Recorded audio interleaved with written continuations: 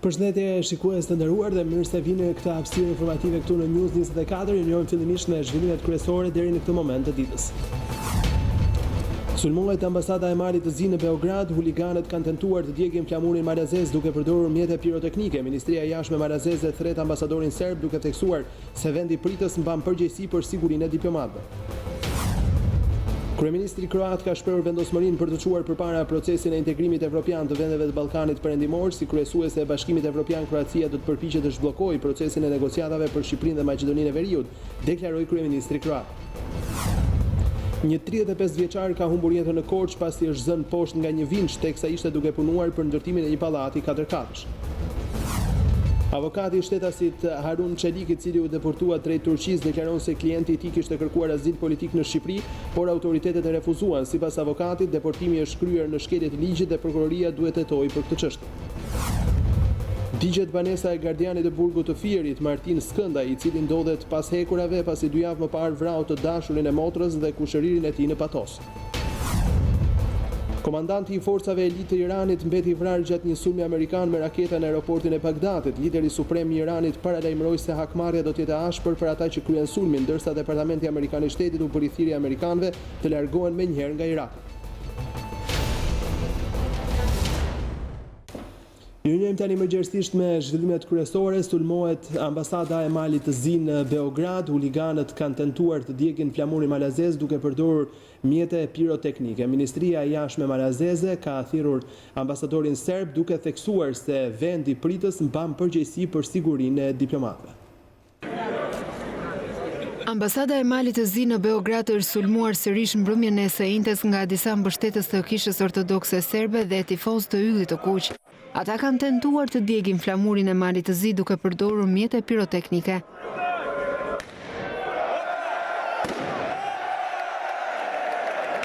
Megjithatë, raportohet se flamuri është zëvendësuar menjëherë mëngjesin e së premtes, bëjnë të ditur mediat malazeze. Sulmi është dënuar nga kryeministri malazez Dushko Marković, i cili theksoi se Mali i Zi do të ruhet ndaj urrëties që i ekspozohet nga persona të njëjtë brenda dhe jashtë vendit. Ndërkohë, Ministria e Jashtme e Malit të Zi ka thirrur ambasadorin serb, teksa ka dënuar përpjekjet për të djegur flamurin pranë ambasadës së Malit të Zi në Serbi, duke e cilësuar si një akt të papranueshëm. Autoritetet serbe nuk kanë bërë thuajse asgjë për të parandaluar sulmin ndaj simboleve kombëtare të Malit të Zi. Është përgjegjësia e vendit pritës të sigurojë funksionimin normal dhe sigurinë e misioneve diplomatike dhe posteve konsullore të vendeve të tjera dhe të parandalojë incidente të tilla që mund të ndikojnë negativisht në marrëdhëniet bilaterale të dy vendeve, ka deklaruar Ministria e Punëve të Jashtme të Malit të Zi. Ne i bëjmë thirrje qeverisë serbe në përputhje me legjislacionin e saj kombëtar dhe konventat ndërkombëtare që t'i përgjigjen urgjentisht këtij akti vandal dhe që autoritetet kompetente të ndërmarrin veprimet e duhura sa më shpejt kundër organizatorëve dhe autorëve që shkelin sigurinë e ambienteve të ambasadës së Malit të Zi, tha më tej ministria. Ligji i miratuar javën e kaluar në Parlamentin e Malit të Zi për lirit fetare ka nxitur shqetësime për marrje të pronës së kishës nga shteti. Prandaj ky dokument është kundërshtuar nga Kisha Ortodokse Serbe, e cila ende ka pozicion udhëheqës në Kishat Ortodokse në Malin e Zi. Ky ligj ka nxitur protesta të dhunshme mes malazezëve pro-serb, zemërim mes serbëve dhe përballje të ashpër fizike në Parlamentin e Serbisë, ku ligjvënësit kanë thënë se qeveria serbe është duke bërë shumë pak për të mbrojtur Kishën Ortodokse Serbe në Malin e Zi. Partia Demokratike ka reaguar pas sulmeve mbi ambasadën e Malit të Zi në Beograd. Në një deklaratë zyrtare, Partia Demokratike shprehet se në përbërje të turmave dhe në drejtim të tyre kanë qenë grupe dhe eksponent radikal me të shkuar kriminale. Shumë prej tyre pjesë e forcave paramilitare serbe që kanë kryer masakra gjatë luftrave në ish Jugosllavi. Partia Demokratike thekson se etja e pashuar e qarqeve në Beograd për dominim kërcënon seriozisht stabilitetin e Ballkanit dhe se kjo veprimtari tejkalon konfliktet ballkanike dhe përbën një akt të hapur provokimin ndaj NATO-s, Bashkimit Evropian dhe paqes e stabilitetit në rajonin tonë. Ndërkaq Partia Demokratike cilëson të papranueshme heshtjen e qeverisë së Tiranës lidhur me përpjekjet e përsëritura për të destabilizuar Malin e Zi. Kryeministri i Maqedonisë Veriut Zoran Zaev ka dhënë dorëheqje në parlament teksa pritet krijimi i qeverisë teknike e cila do të drejtojë vendin deri në zgjedhjet e ardhshme në prill. Pjesë e kësaj qeverie do të jetë edhe partia opozitare VMRO-DPMN. Kryeministri i Maqedonisë së Veriut Zoran Zaev ka dhënë dorëheqje në parlament. Shpresoj që zgjedhja e qeverisë teknike të rrihet në mënyrë normale, ka deklaruar Zaev. Në qeverinë teknike merr pjesë edhe VMRO-DPMNE-ja opozitare, e cila do të drejtojë Ministrinë e Punëve të Brendshme dhe Ministrinë për Punë dhe Politikë Sociale, ndërsa do të ketë edhe 3 poste të zëvendës ministrave.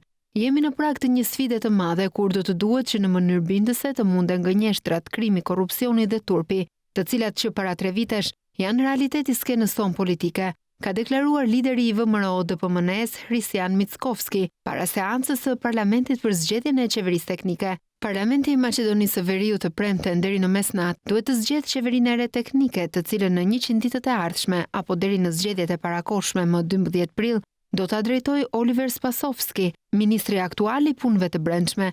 Zgjedhjet e parakohshme parlamentare më 12 prill u përcaktuan në takimin e liderëve të partive politike më 20 tetor. Ato u shpallën nga kryeministri Zoran Zaev menjëherë pas dështimit për marrjen e datës për fillimin e bisedimeve të antarësimit me Bashkimin Evropian në samitin e liderëve të BE-s më 18 tetor 2019. Kryeministri i Kroacisë Andrej Plenković është shprehur se do të bëjë më të mirën e mundshme për hapjen e negociatave të Shqipërisë dhe Maqedonisë së Veriut me Bashkimin Evropian. Deklarata e Plenković vjen teksa Kroacia ka marrë presidencën e radhës së Bashkimit Evropian për 6 muajt në vijim. Kroacia do të punojë për të hapur negociatat e antarësimit të Shqipërisë dhe Maqedonisë së Veriut me Bashkimin Evropian, teksa vendi mban presidencën e radhës së BE-s për 6 muajt e ardhshëm, është shprehur kryeministri i Kroacisë Andrej Plenković. Do të bëjnë më të mirën e mundshme për të kapërcyer problemet dhe për të zhbllokuar procesin, gjë që nuk ndodhi në tetor 2019, është shprehur Plenković. Qeveria kroate e ka listuar zgjerimin e BE-s si një ndër prioritetet kyçe gjatë kryesimit të saj të presidencës së Bashkimit Evropian. Konteksti i presidencës sonë është shumë specifik dhe kërkues, ka shtuar më tej kryeministri kroat. Franca dhe Holanda penguan hapjen e negociatave me Shqipërinë dhe Maqedoninë e Veriut në tetor të vitit që lam pas, duke sjellë zhgënjim dhe shqetësim në Ballkanin Perëndimor, teksa Rusia dhe Kina përpiqen të ndikojnë në këtë rajon. Shkruan Radio Europa e Lirë. Kroacia, e cila u bë pjesë e BE-s në vitin 2013, është vendi i fundit që i është bashkuar bllokut.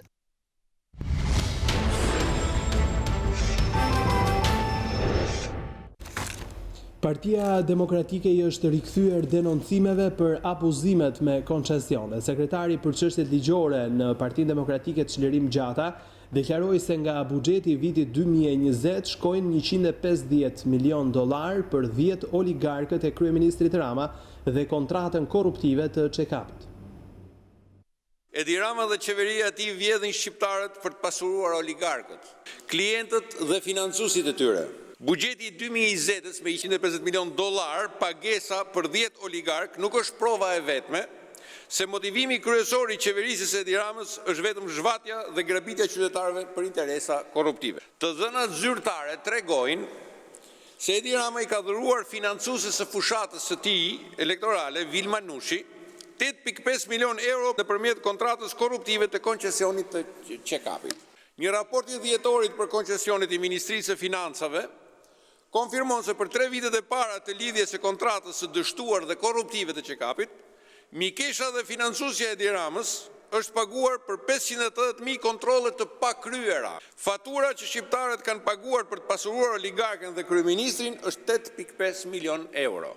Për një punë që s'është bërë kurrë. Partia Demokratike e ka denoncuar që prej fillimit të kontratë korruptive të miratuar nga qeveria e Edi Ramës, sipas së cilës financuesja e Partisë Socialiste duhet të paguhet nga aparatë shqiptarëve për 475.000 kontrolle në vit, pavarësisht numrit shumë më të ulët që realizohet në të vërtetë. Në vend që të bëshin dhuratë pra për të pasuruar një prej oligarkëve të Edi Ramës, mund të ishin përdorur për të zbutur varfërinë në vend.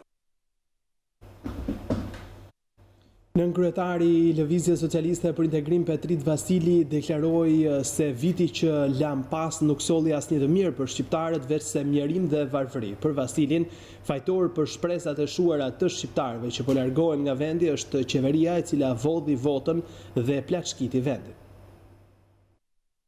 Viti që lam pas ishte një vit i vështirë, vit i trisht, ishte një vit ku grabitja shtetërore nuk u step as për dëmeve tragjike të tërmetit të 26 nëntorit, Qeveria që kërkoi solidaritet nga kudo, nuk preku asnjë lek nga oligarkët, madje rriti në masë 16% financimin e tyre duke çuar në rreth 140 milion dollar në vit. Dëshmi të tjera janë bërë publike lidhur me grabitjen e jashtëzakonshme dhe kriminale të votës. Ky vit që lan pas i gjeti sërish mijëra fëmijë shqiptar në shkolla pa ngrohje, në shkolla me turne, me një infrastrukturë të dëmtuar të mbarshme, po të dëmtuar keqas dhe mbas tërmetit të 26 nëntorit. I gjeti gjithashtu pa asnjë spital të ri. Viti që lan pas ishte viti ku mijëra shqiptar braktisën vendin e tyre, pasi grabitja e shpresës, arroganca, mospërfillja, zhdukja e konkurrueshmërisë dhe meritokracisë nga kjo qeveri u largoi, u vrau çdo shpresë. Viti që lan pas ishte viti i izolimit pa shembull të shqiptarëve, të cilët për shkak vetëm të qeverisjes nuk mundën të hapin negociatë për antarësimin në Bashkimin Evropian. Ndaj viti 2020 është vendosja e drejtësisë së popullit të grabitur dhe viti për largimin e një qeverisje që është shkaktare e ditëve të errta.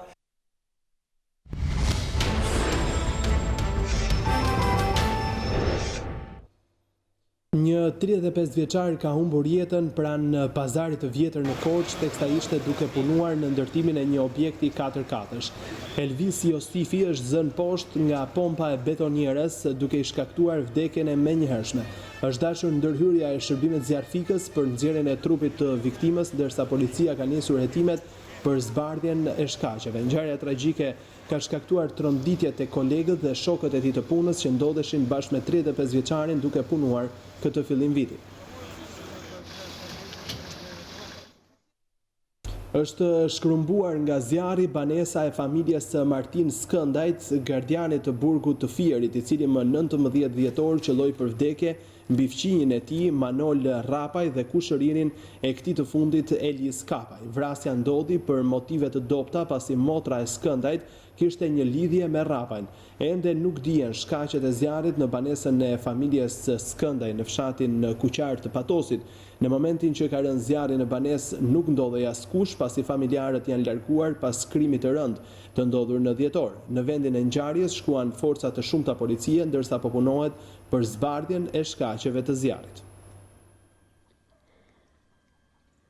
Avokati i shtetasit turk Harun Çelik, i cili u deportua drejt Turqisë, deklaron se veprimet ndaj klientit të tij janë në shkeljet e ligjit dhe se prokuroria duhet të hetojë për këtë çështje. Sipas avokatit Alban Bengasi, 42 vjeçari Çelik me profesion mësues i kishte deklaruar përfaqësuesit të tij ligjor se ishte larguar nga Turqia si mbështetës i lëvizjes Gülen për shkak të kërcënimeve ndaj jetës së tij.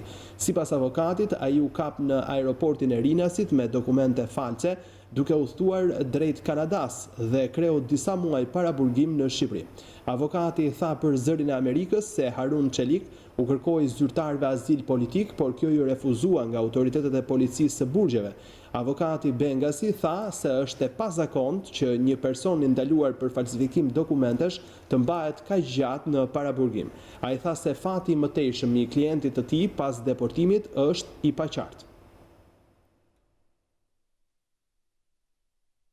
Një 59 vjeçar nga Berati ka rënë në prangat e policisë greke në Kakavi pasi tentoi të kalonte heroin drejt shtetit fqinj. Policia kufitare në bazë të fluksit të këtyre ditëve ndaloi për kontroll të rastësishëm një furgon me pasagjer që drejtohej nga 59 vjeçari Bledar Rustaj. Nga kontrolli i shoferit të furgonit u gjetën 2 pako me 555 gram heroin. Sasia e drogës u gjet në çantën e supit që mbante me vete Rustaj dhe ishte ndarë në 2 pako të mbështjella me natriban. Nga hetimet është mësuar se heroina ishte marrë në Berat dhe do të transportohej drejt Greqisë. Ndaj 59 vjeçarit nga Berati rëndon akuza e trafikimit të lëndëve narkotike.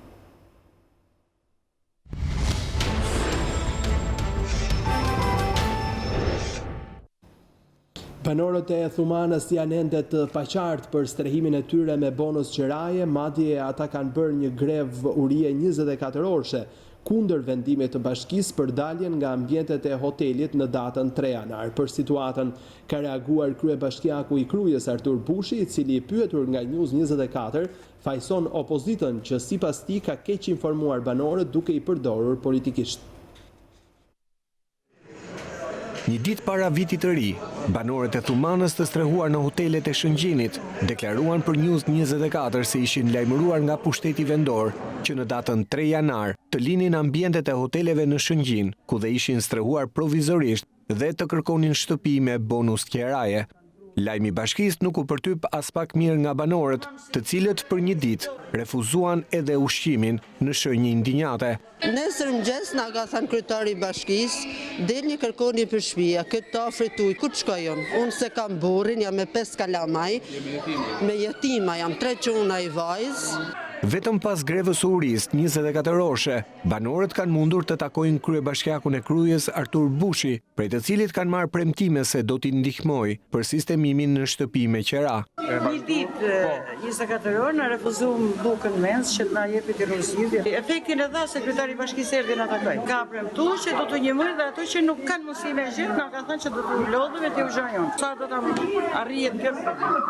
Në një bisedë telefonike në News24, kryebashkiaku i Krujës Artur Bushi fajsoi opozitën që sipas tij po manipulon banorët e Thumanës me shpifje të paqëna për bonusin e qeras.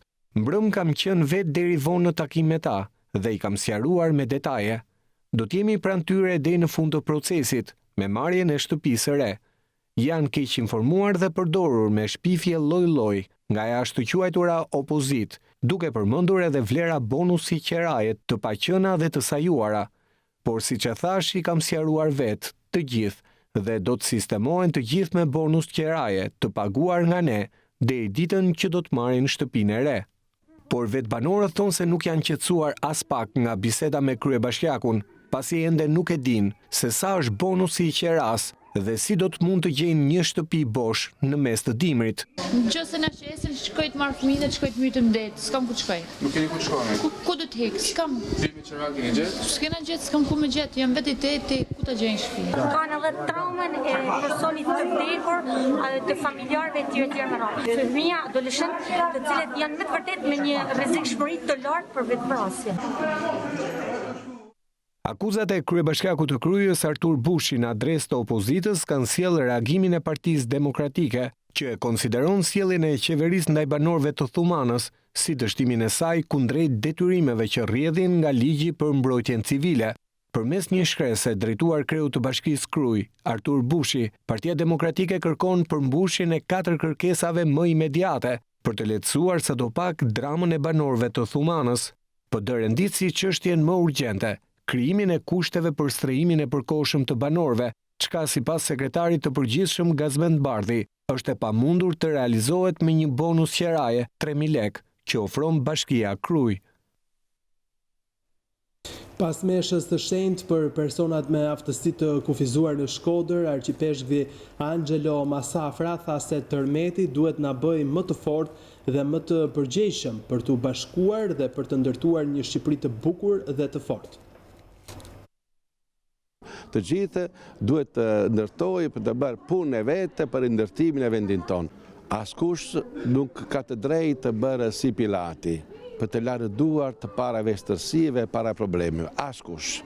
Dhe nëse se cilë mund të gjej shkaqe është ndryshme. Bollë sa ky popull ka vujtur, bollë. Tashti tecime para me shpresë, me guxim, e të jemi gur të gjallë. Se cili të bëj punë e vetë, sa më shumë e sa më mirë. Kjo është urimi që mund të bëj. Edhe do të rindërtojmë Shqipërinë më të bukur se ndoshta ka pasur nevojë për një goditje, por jo në këtë mënyrë, për të na zgjuar se ndoshta kemi qenë pak në gjumë. Atëherë të ecim përpara me shpresë të pranojmë këto shkaqe të dytë të historisë si një nxitje gjeta nga Zoti që të bëjmë gjërat më të mira e më të bukura. Këto gjërat të na nxjesin të ndërtojnë një Shqipëri më të bukur me themele të fortë, jo vetëm kundra rasizmave, por edhe për të fortë çdo drejtim. Kjo është urimi e nxitjes së bashku.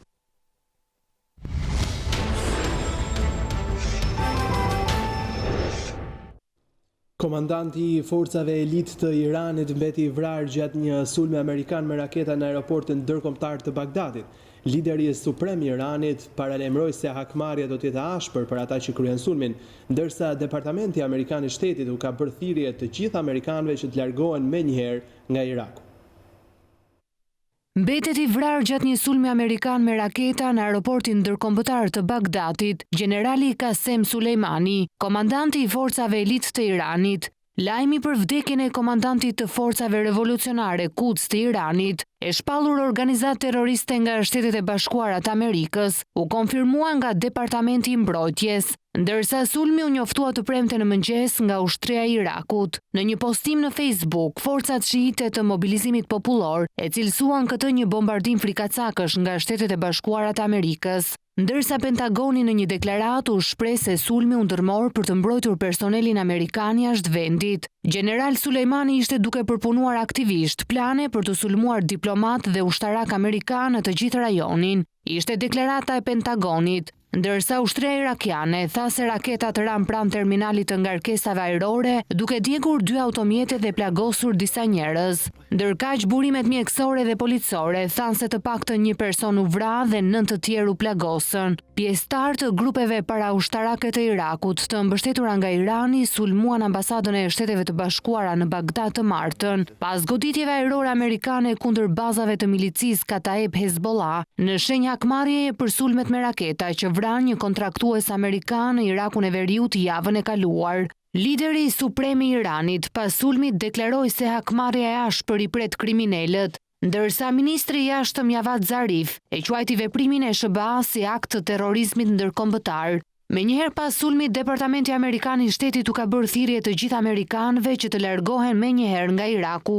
Për shkak të sulmeve të milicisë mbështetur nga Irani në kompleksin e ambasadës amerikane, të gjithë operacionet konsullore janë pezulluar. Qytetarët e SBA-s nuk duhet të afrohen pranë ambasadës, thuhet në reagimin e Departamentit Amerikan. Tensioni mes Shteteve të Bashkuara dhe Iranit është rritur në rajon dhe lidhet me sanksionet ekonomike të SBA që dëmtojnë ekonominë iraniane. Të dyja palët fajsojnë njëra tjetrën për sulmet ndaj instalimeve të naftës, depove të armëve të milicisë dhe bazave ushtarake që strehojnë forcat amerikane.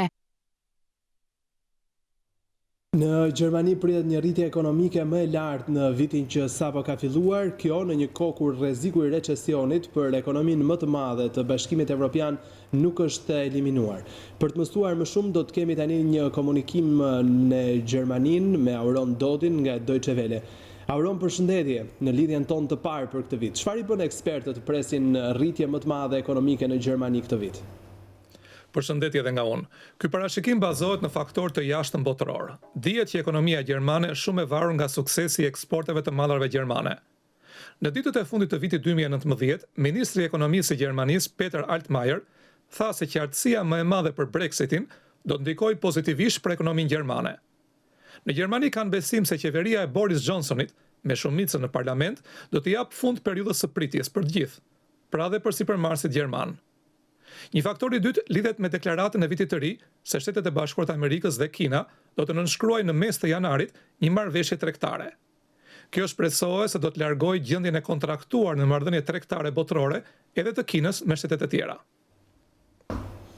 Sa pranë recesionit u ndodh ekonomia gjermane në vitin 2019, Auron? Sipas të dhënave të Frankfurter Allgemeine Zeitung, vitin e kaluar Gjermania pati rritjen më të ulët ekonomike në Eurozonë. Me 20% mendohet se u rrit prodhimi ekonomik i Gjermanisë në 2019. Kjo ndon se në fillim të vitit pritej një rritje prej 1.8%. Vetëm Italia e zhytur në borxhe pati rritje më të dobët ekonomike se Gjermania. Sipas mediave gjermane, lokomotiva gjermane e rritjes u rreshtua kështu brenda një kohe të shkurtër në fund të autokolonës së kombeve të mëdha të industrializuara. Me përjashtim të viteve të krizës 2012-2013, kjo ishte rritja më e ulët ekonomike prej recesionit të gjerë të vitit 2009. Si është gjendja në tregun e punës në Gjermani? Në tregun e punës gjendja vazhdon të jetë e mirë. Po të shohësh shifrat që publikohen këto ditë, e kupton se pse Gjermania funksionon si magnet për shumë evropian që duan të vinë të punojnë këtu. Nga viti 2007 deri vjet, Gjermania ka krijuar mbi 5 milion vende të reja pune. 2/3 e vendeve të punës që janë krijuar në të gjitha vendet e Eurozonës së bashku.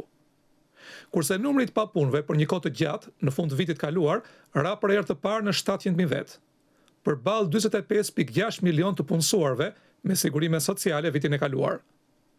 Megjithë lajmet negative për ekonominë gjermane, edhe sipërmarrjet e mëdha gjermane vazhdojnë të punësojnë me ritme të larta. por nga ana tjetër është dyfishuar dhe numri i pushimeve nga puna, krahasuar me një vit më parë.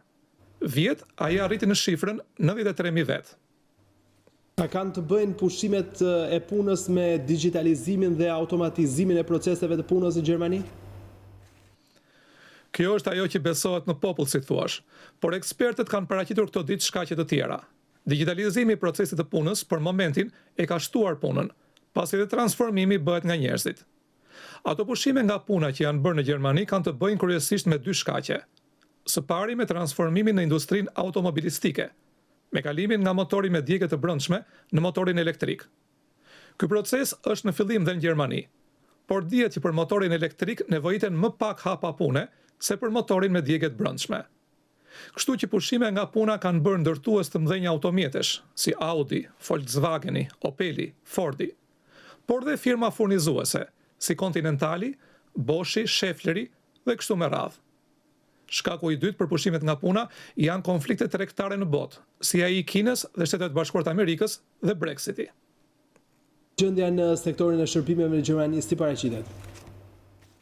Gjendja në sektorin e shërbimeve është e mirë, dhe sipas ekspertëve do të përmirësohet dhe më tej. Nevojiten që nga personeli sanitar dhe përkujdesës deri te mësuesit. Por shërbimet pritet të shtohen dhe në sektorin e transportit, për shembull për mirëmbajtjen e skuterave elektrik, që i sheh prej disa muajsh kudo dhe në rrugët e Gjermanisë. Ndërsa industria e ndërtimeve, artizanati dhe konsumi privat janë në gjendje shumë të mirë. Auron, unë të falenderoj për gjithë informacionet që përcolle dhe për lidhjen tonë të parë për këtë vit 2020. Me Auron Dodin dhe informacionet e tij ne kemi mbritur në fund të kësaj hapësire informative, shikues nderuar, por për t'u informuar çdo moment të ditës unë ju kujtoj se mund të klikoni në faqen e Balkan Web duke shfletuar aty edhe informacionet online të gazetës shqiptare ose duke ndjekur në kohë reale në live stream transmetimet tona të News24, cilat gjithashtu mund t'i dëgjoni edhe nëpërmjet valve të radios News24. Përfunduam këtu shikim të këndshëm programeve tona në vazhdim.